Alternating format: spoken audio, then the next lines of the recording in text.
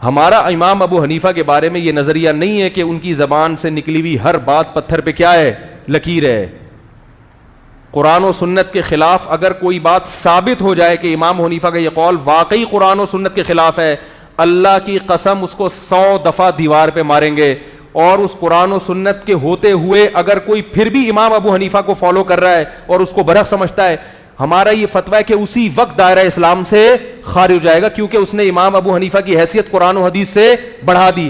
لیکن اگلی بات یہ ہے کہ قرآن و حدیث کے خلاف ہے یا نہیں, اس میں آپ کی رائے کا اعتبار نہیں ہوگا. آپ کو لگ رہا ہے اپنی کم عقلی کی وجہ سے, اس میں کوئی پکوڑے بیچنے والے کی رائے کا اعتبار, انجینئر, پروفیسر اور سائنسدانوں کی رائے کا اعتبار نہیں ہوگا, مجتہد کی رائے کا اعتبار ہوگا. بہت مشکل ہے سمجھانا. ہر آدمی اٹھ کے کہہ رہا ہے میری رائے میں یہ مانی قول. آپ کو ایک حدیث نظر آ رہی ہے, نہ آپ علوم حدیث سے واقف ہیں, ہر چیز میں تقلید. فلاں محدث نے حدیث کو صحیح کہہ دیا, صحیح. فلاں نے کہہ دیا یہ راوی مدلس ہے, فوراً تدلیس کی بیس پر کیا لگا دیا فتویٰ آپ نے؟ ضعیف. نہ تدلیس کے آپ کو درجات معلوم ہے, نہ آپ کو یہ معلوم ہے کہ حسن حدیث کب ہوتی ہے, حسن لعینی کب ہوتی ہے, حسن لغیری کب ہوتی ہے, صحیح لعینی کب ہوتی ہے, صحیح لغیری کب ہوتی ہے. تمام علوم سے بالکل ناواقف, اور اگر واقفیت ہے بھی تو اس میں بھی تقلید ہے. جس نے جو لکھ دیا اس کو کیا کر رہے ہیں آپ؟ بغیر دلیل کے فالو کرتے جائیں. فلاں نے صحیح قرار دیا. اللہ کے بندو, یہ حدیث کا صحیح اور ضعیف قرار دینا اگر اتنا آسان ہوتا تو ایک ایک روایت پر محدثین کے رسالے نہ ہوتے. ان رسالوں کو آپ نے پڑھا نہیں ہوتا. اس میں کیا سقم ہے. ایک حدیث تھی, مجھے ایک دفعہ تحقیق کرنی تھی.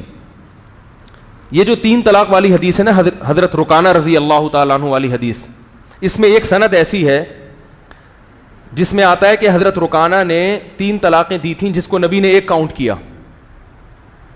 میں نے اس حدیث کی تحقیق کی. علامہ ابن تیمیہ رحمہ اللہ تعالیٰ نے لکھا کہ یہ حدیث جس سند سے مروی ہے اس سند, ابن تیمیہ نے اس حدیث کو صحیح قرار دیا.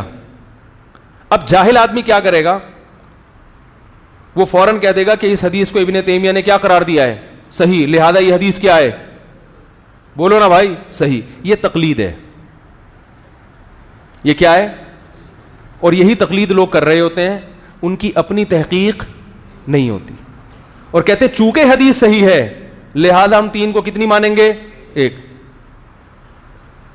تو بھائی آپ 3 کو 3 ماننے میں چاروں ائمہ کی تو تقلید کر نہیں رہے, لیکن حدیث کو صحیح یا ضعیف ماننے میں کس کی تقلید کر رہے ہو؟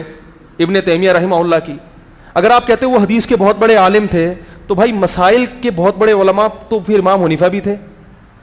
یعنی کسی کے علم کی بیس پر کسی فن میں تقلید کی جا رہی ہے تو اسی بیس پر اگر کوئی کسی دوسرے کی تقلید کر لیتا ہے تو وہ کیوں ناجائز ہو گیا؟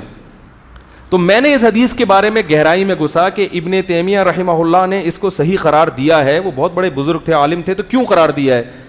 اس کی گہرائی میں گھسا. ایک زمانے میں 10 سال پرانی بات ہے. میں جب گہرائی میں گھسا تو پتہ چلا کہ ابن تیمیہ نے یہ کہا رحمہ اللہ تعالیٰ نے کہ یہ جو سند ہے نا, اکرمہ محمد ابن اسحاق کی سند تھی, اس میں اس سند سے مروی ایک اور حدیث ہے جس سے امام احمد ابن حنبل نے جس کو صحیح قرار دیا ہے.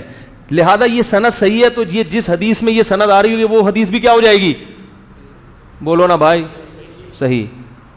تو امام احمد بن حنبل جیسے محدث کی نظر میں یہ سند درست ہے, لہذا اس سند کی وجہ سے یہ رکانہ والی حدیث بھی کیا ہے؟ اب میں نے کہا اب میں تحقیق کر رہا ہوں نا, تو میں نے کہا امام احمد بن حنبل نے کہا اس سند کو صحیح کہا, ذرا اس پہ گھستے ہیں. جب میں اس کی گہرائی میں گیا تو پتہ یہ چلا کہ امام احمد ابن حنبل نے اس حدیث کی سند کو صراحتاً صحیح نہیں کیا, بلکہ امام احمد ابن حنبل نے اس سند سے ایک حدیث مروی ہے اس سے استدلال کیا ہے, ایک فقہی مسئلے کا استنباط کیا ہے. اور محدث جب کسی حدیث سے مسئلہ نکالتا ہے تو یہ اس کی علامت ہوتی ہے کہ وہ حدیث کو صحیح, بولو بھائی, سمجھ رہا ہے. تو میں پھر اس گہرائی میں گھسا, میں نے کہا امام احمد ابن حنبل نے اس حدیث سے استدلال کیوں کیا؟ کیا اس کی سند کے صحیح ہونے کی وجہ سے, یا کوئی اور وجہ تو نہیں تھی؟ نہیں آ رہی بات. ہو سکتا ہے کوئی اور وجہ سے استدلال کیا ہو, اور اس استدلال سے لوگوں نے یہ سمجھا کہ یہ حدیث کو کیا قرار دے رہے ہیں؟ صحیح قرار دے رہے ہیں. تو کوئی اور وجہ بھی تو ہو سکتی ہے. تو میں نے وہ وجوہات تلاش کی, بہت گہرائی میں گھسا. میں جب بہت زیادہ گہرائی میں گیا تو پتہ یہ چلا وہ حدیث یہ تھی کہ حضرت زینب رضی اللہ تعالی عنہ جو نبی کی بیٹی تھی نا, ان کے جو سابق شوہر تھے, جب انہوں نے ہجرت کی حضرت زینب رضی اللہ تعالی عنہ نے, تو سابق شوہر کافر تھے, انہوں نے ہجرت نہیں کی. سمجھ میں آ رہی ہے بات؟ نبی کی بیٹی مسلمان ہو گئی مگر نبی کے داماد مسلمان نہیں ہوئے. جب وہ ہجرت کر کے واپس آئے ہیں, بہت اہم ٹیکنیکل پوائنٹ کی بات ہے, اس کو سمجھیں. جب حضرت زینب کے جو شوہر تھے انہوں نے اسلام قبول کیا اور ہجرت کی, تو اب اس میں دو قسم کی روایتیں ہیں. ایک روایت میں آتا ہے کہ نبی نے نکاح کی تجدید کی اور اپنی بیٹی اپنے داماد کے حوالے کی, نکاح دوبارہ پڑھایا. اور ایک حدیث میں آتا ہے کہ نکاح دوبارہ نہیں پڑھایا بلکہ اسی سابق نکاح کو کیا رکھا ہے, باقی رکھا ہے.